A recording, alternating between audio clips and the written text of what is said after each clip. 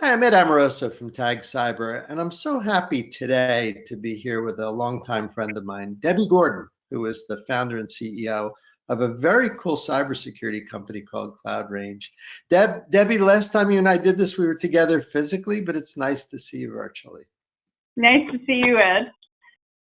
You know, before we get into some of the topics that I know you and your team are really good at, training, SOC teams, it's going to be fun to talk about that. Why don't you give us just our brief elevator pitch on what the company does, and then we can get into our discussion. Sure. Thank you for having me again.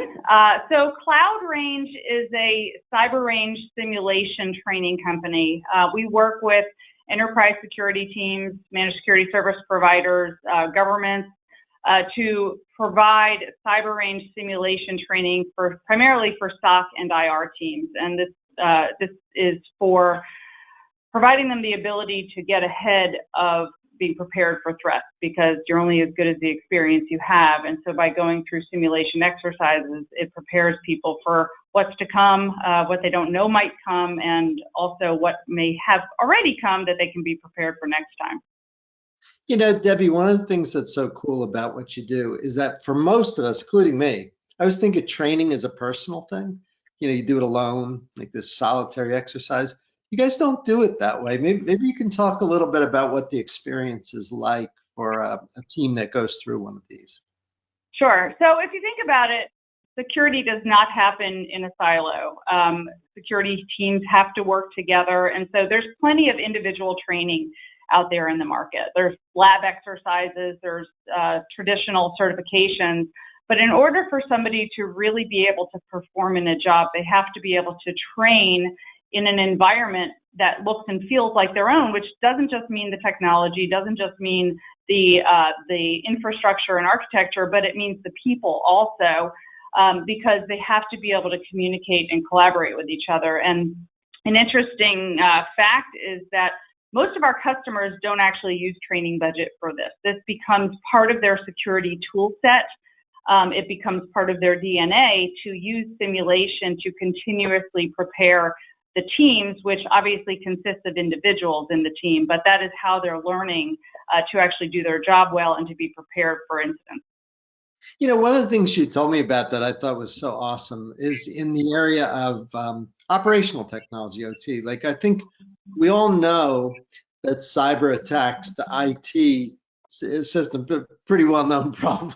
So that's not a headline. But OT is now vulnerable. And my understanding is you guys are now working on OT-oriented range. That must be tough to do. How do you guys do that? How's that going? So the hardest part of it is less so the technology, but the organizations, because as you probably know, integrating OT and IT operations is something that most organizations haven't quite gotten a grasp on. And one of the primary reasons is that IT may flow up to the CIO, OT may flow up to the COO. And so there's a fundamental organizational challenge that has to be overcome, and an initiative that has to be implemented in an organization for them to be able to practice and be prepared for what happens on the OT side and be able to respond to it in the SOC, whether the SOC is a traditional SOC or an OT-IT converged SOC. So it is clearly an opportunity in the industry. We have a lot of customers in utilities and critical infrastructure now that we are working with, who have gotten to a point where they may have a little bit of convergence, or at least they see the necessity of converging it from an operational standpoint, because they have to do that first. Or it doesn't mean, otherwise it wouldn't matter what they're practicing on if that's not what's representative of their actual organization.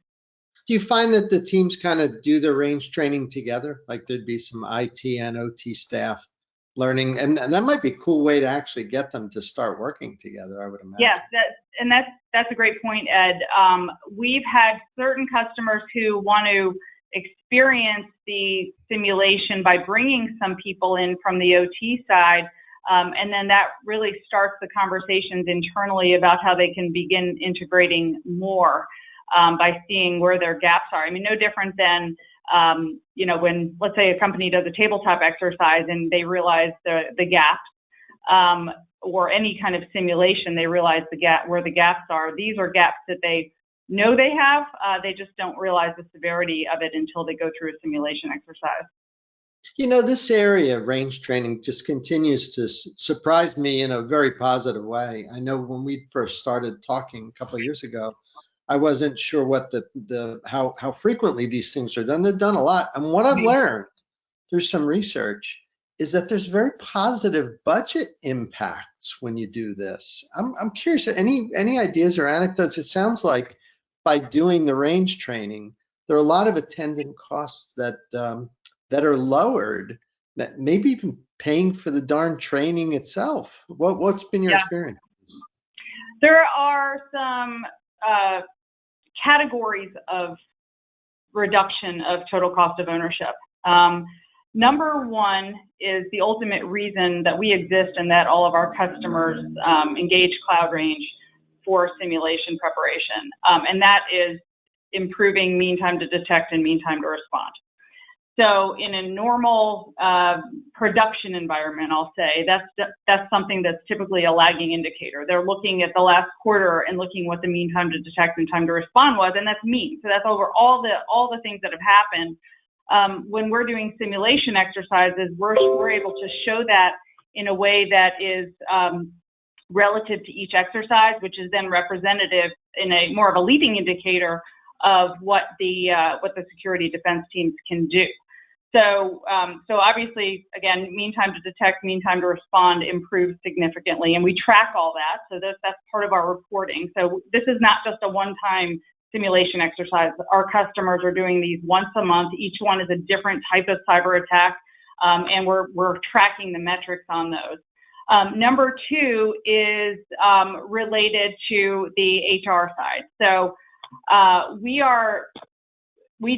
track employee satisfaction after each person goes through the exercise. So they're working as a team, and we collect feedback from each individual on how this impacted their job satisfaction and various elements of that. And 100% of participants state that they have an improved job satisfaction as a result. And as you can imagine, that leads to retention. And with the skill shortage, turnover is such an issue just because the competitive nature of jobs in cybersecurity, so that the longer that employers can keep their employees and keep them happy, not only is that going to save turnover costs, it's actually making them better at their job, which then goes back to decreasing risk. So all in all, it's a win-win for the employees. They're so much happier. They feel a sense of empowerment because they feel confident now.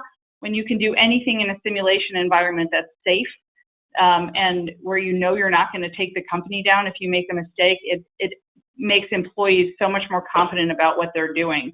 One other point I'll add to that is that we have seen in our cyber range simulation exercises that employees, and specifically SOC analysts and incident responders and forensics teams, we find that they, in their normal day, they may not make decisions or not take action because they're not 100% sure of what they think they should do, so they don't do anything. And that has a very serious impact on, obviously, cyber exposure. In the simulation exercises, we're seeing that the time it takes for them to not only find an artifact, for example, but to actually announce it and act on it is shrinking significantly, and that has to do with their confidence, and with their confidence becomes, a higher level of job satisfaction. So all in all, it's, there's a significant cost savings, but it really, at the end of the day, it's about risk management and reducing exposure in a way that is very practical and understandable by people even who may not be as technical from a board level, for example. Do you find that teams develop maybe a better understanding of the tools that they've got? I would imagine that that must allow them to be smarter at buying what they actually need and maybe not buying what they don't need. Has that been something that comes up at all? It's yes, I think that is a result of it. On the cyber range, which is a completely virtual environment, they log in and they have access to a full multi-segment enterprise network. So on that network are different tools. There's SIMs and firewalls, EDR, all the different tools that they would use in their environment. And so what we're finding, and we're not teaching them how to use those tools. We're teaching them what to do with those tools, which is very different.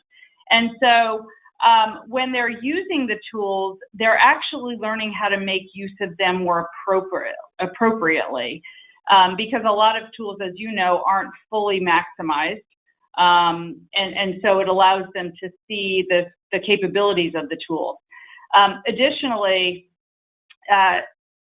every exercise, so let's say we have a 9-person SOC team going through an exercise. It's a full-blown attack. It may last 3 hours, but every single person in that exercise has root access to everything in our cyber range network, which is a closed environment. So not only are they using the tools that they use every day in their job as a SOC analyst, they're utilizing tools that other people use.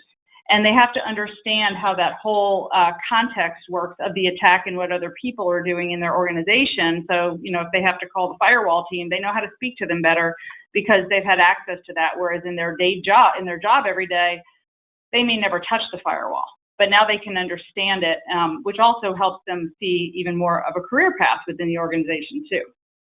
Yeah, but I was hoping you might be able to comment on maybe a board and executive related issue. My observation is that boards and senior leadership teams are demanding more evidence that their operations teams know what they're doing. And I never knew, my own career, I never knew what to do. It's like hand out resumes. Here's the team. They're really smart. Look at these great schools they went to. What's been your experience here? Is this a way for CISOs to maybe improve their communication and maybe gain a little more confidence? The leadership team, what's been your experience there? Yeah, so both, from the board level, the C-suite, everyone, there's a lot of unknowns in cybersecurity. Obviously, people don't know what they don't know, so they want a really understandable way to see that the company is being proactive. There are obviously thousands of security tools out there that a lot of companies will just Band-Aid. But by implementing something proactive like Cloud Range, Cyber Range training, leadership can see the value of that because they relate to it. They relate to it from pilots going through flight simulators, from military personnel going through simulation exercises, and they get that and they understand it because that is not a technical concept. That is a human learning concept of how to practice something in a realistic environment. And I mentioned earlier that people are only as good as the experience they have. And when you look at somebody's resume, whether they have X number of years of a job or jobs and some certifications, that does not tell the experience. That doesn't say what kind of cyber attacks have you detected and defended against. It allows, and so by implementing proactive simulation, we're able to show leadership and board members that everyone is a different type of cyber attack, and by preparing for each one, they are decreasing the chances that that company will be hit and impacted by whatever type of attack that is in the future. This issue of tools and training and so on strikes me that this is an awesome way to keep up, right? So much is changing. I'm guessing you probably get a range of different customers, ones maybe that are very experienced and maybe ones that are brand new teams just coming. So let's talk to the experienced ones for a moment here.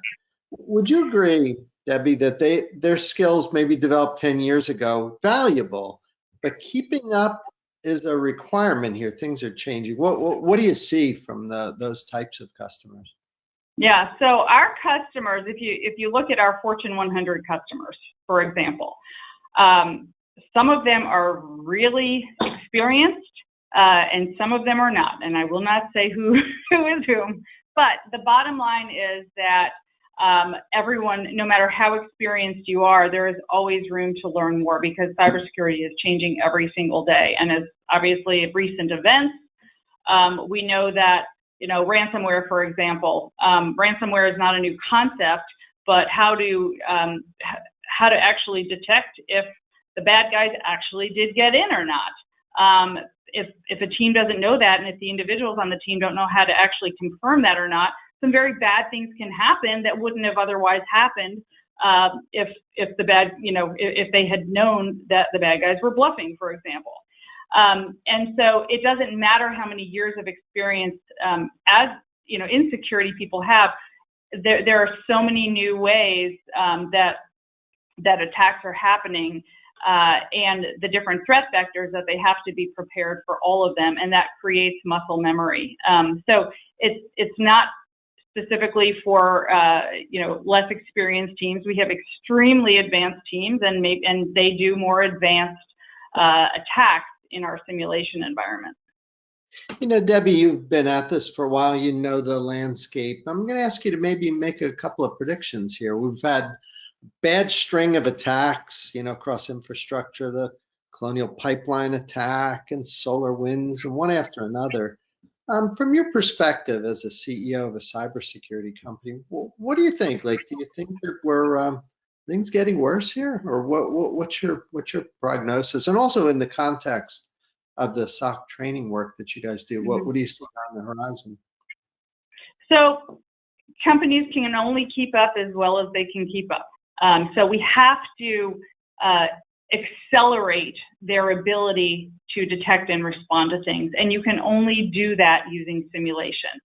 It just doesn't happen otherwise. It's not natural. And so even as companies are trying to find more skilled and experienced people, they don't exist. So we have to manufacture experience. We accelerate that experience using simulation. And that's what security leaders are finding is really the only way to do it, whether it's an existing team or a new team. What we are seeing very distinctly right now is that now that our technology and solution exists in terms of being able to prepare using simulation, that companies are now allocating budget. It's not just a nice to have, it's a necessity because they can now. And some people say, well, why is this just happening now? It's because the technology didn't exist before to do this in a realistic and proactive way. And as I mentioned before, this is not training budget. This is part of a security tool set. It becomes part of the DNA, and this is not just for SOC and IR teams. This really spans beyond that because we're doing exercises with executive teams as well. So what you would think of as a traditional tabletop exercise, integrate that with a full SOC team in a technical simulation. They're doing that all together. So we're also seeing a replacement of the traditional tabletop exercise. And so this is, Ed, I have seen this in just 3 years. We went from explaining to people what a cyber range is and what the benefits are, and nobody doesn't agree that it's valuable, to now companies are coming to us and saying, how can we implement this? Because they can't not. Debbie, I'm sure a lot of people watching right now probably like to know how they could get a little more information or sign up and get started. What is the website the best place? Where should they visit to get more information? Sure. So they could either go to the website, which is www.cloudrangecyber.com, or send an email to info@cloudrangecyber.com. And what we do when we first start working with an organization is we actually will put your team through a simulation. So we don't just say, trust us, it works. We will do it. We will give you a full reporting of it, and you will see where the gaps are. You'll see where the strengths are. And we highly encourage that. That's about a 3 or 4 hour exercise. So we love to show people and let them make their own decision, and it's a really great opportunity for your team to get a ton of value. Sounds like no downside to me. That's a really good thing. So I'm going to encourage. No downside. Good. Yeah. Hey, Debbie, on behalf of our whole team here at Tag Cyber, I really want to thank you. We admire your work and your team, and I appreciate you spending some time today sharing. We always learn something new when we chat with you. Thank you again, Ed. Really appreciate the opportunity. Great. And for everyone else, we'll see you all next time.